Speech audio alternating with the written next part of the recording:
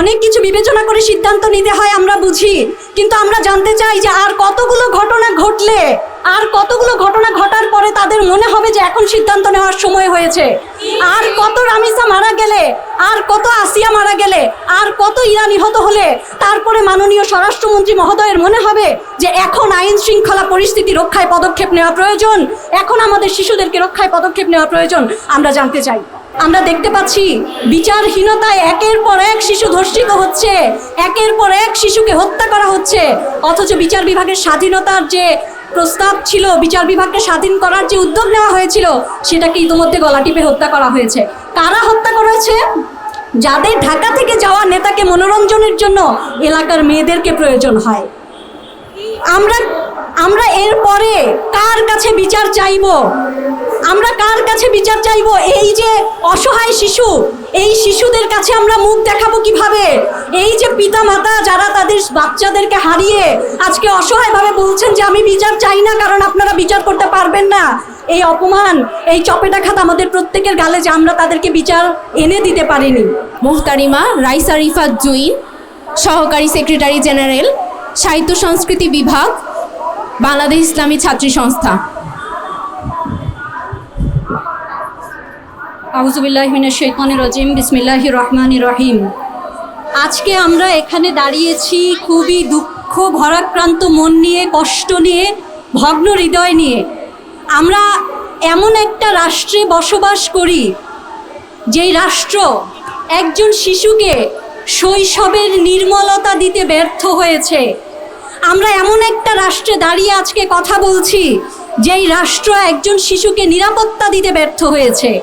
আমরা এমন একটা রাষ্ট্রে দাঁড়িয়ে কথা বলছি যেই রাষ্ট্র একজন শিশুকে বাঁচিয়ে রাখতে ব্যর্থ হয়েছে। শুধু তাই না, একজন শিশু মারা যাওয়ার পরে তার অসহায় পিতাকে বিচারের নিশ্চয়তা দূরে থাক, সে বিচারের আশা পোষণ করবে, এতটুকু এই রাষ্ট্র নিশ্চয়তা দিতে পারেনি। আমরা গতকালকে দেখেছি প্রধানমন্ত্রী এই নিহত শিশুর বাসায় গিয়েছেন, যাওয়ার পরে তিনি যথারীতি আশ্বাস দিয়েছেন যে এর বিচার হবে, সুষ্ঠু বিচার হবে। এই পর্যন্ত আমরা কতগুলো ধর্ষণ এবং হত্যার ঘটনা দেখেছি এবং তারপরে শুধু আশ্বাস দেখেছি, আমরা এখনো পর্যন্ত কোনো আশ্বাস বাস্তবায়ন হতে দেখিনি। গতকালকে বাংলা নিউজ 24 একটা নিউজ করেছে, গত 16 মাসে অর্থাৎ 488 দিনে দেশে অন্তত 580 জন শিশু ধর্ষণের শিকার হয়েছে এবং হত্যা করা হয়েছে 483 জনকে।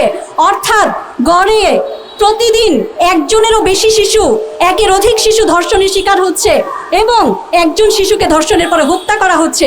এ কেমন সমাজে আমরা বসবাস করছি?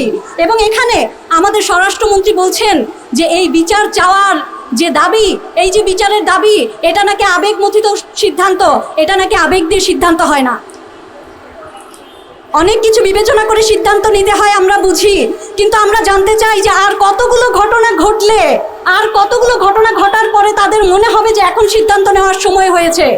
আর কত রামিসা মারা গেলে, আর কত আসিয়া মারা গেলে, আর কত ইরা নিহত হলে তারপরে মাননীয় স্বরাষ্ট্রমন্ত্রী মহোদয়ের মনে হবে যে এখন আইন শৃঙ্খলা পরিস্থিতি রক্ষায় পদক্ষেপ নেওয়া প্রয়োজন, এখন আমাদের শিশুদেরকে রক্ষায় পদক্ষেপ নেওয়া প্রয়োজন। আমরা জানতে চাই।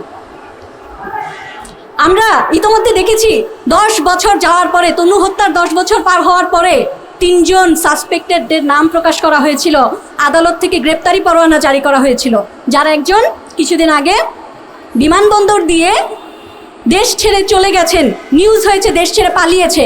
ইমিগ্রেশন পার হয়ে গ্রিন সিগন্যাল নিয়ে দেশ ছেড়ে কেউ পালায় না, তাকে কেউ না কেউ সহযোগিতা করেছে দেশ থেকে ছেড়ে চলে যেতে।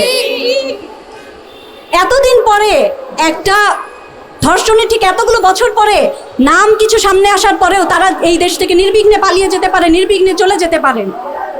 আমরা সীতাকুণ্ডে 7 বছরের শিশু ইরাকে ধর্ষণ এবং হত্যার যে ঘটনা দেখেছি, যে নৃশংসতার যে ভয়াবহতার মুখোমুখি আমরা হয়েছি, আমরা সেখানে দেখেছি সিসিটিভি ফুটেজে ধর্ষকের পরিচয় স্পষ্টভাবে দেখা গিয়েছে এবং সে তার জবানবন্দিতে তার অপরাধের স্বীকারোক্তিও দিয়েছে, অথচ তার বিচার আজ অবধি হয়নি।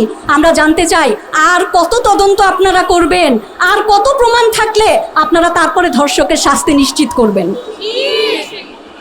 2025 সালে মাগুরার আসিয়াকে যখন ধর্ষণ এবং তারপরে হত্যা করা হয়, এরপরে আমরা দেখেছিলাম একটা বিচার হয়েছিল একটা রায় হয়েছিল, কিন্তু সেই রায় আজ অবধি বাস্তবায়ন হয়নি এবং আসিয়ার পরে আরও শত শত শিশু ধর্ষণ এবং হত্যার শিকার হয়েছে।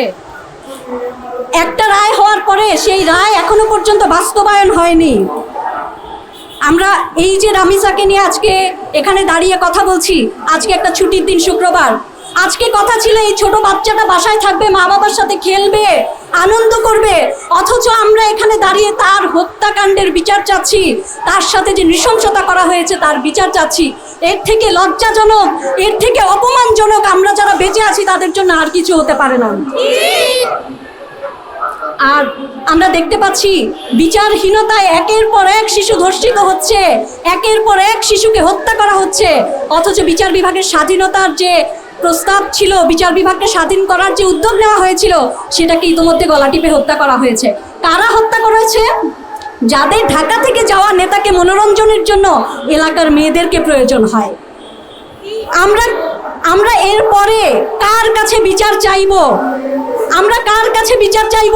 এই যে অসহায় শিশু, এই শিশুদের কাছে আমরা মুখ দেখাবো কিভাবে? এই যে পিতা মাতা যারা তাদের বাচ্চাদেরকে হারিয়ে আজকে অসহায়ভাবে বলছেন যে আমি বিচার চাই না কারণ আপনারা বিচার করতে পারবেন না, এই অপমান, এই চপেটাঘাত আমাদের প্রত্যেকের গালে যে আমরা তাদেরকে বিচার এনে দিতে পারিনি। আজকে আমরা এখানে দাঁড়িয়েছি, আমরা এখানে কথা বলছি এই কারণে যে রামিসার পিতার মতন, রামিসার মতন ভাগ্য যেন কাউকে বরণ করতে না হয় এবং রামিসার পিতার মতন করে যেন কাউকে এই কষ্ট বুকে চেপে রাখতে না হয়।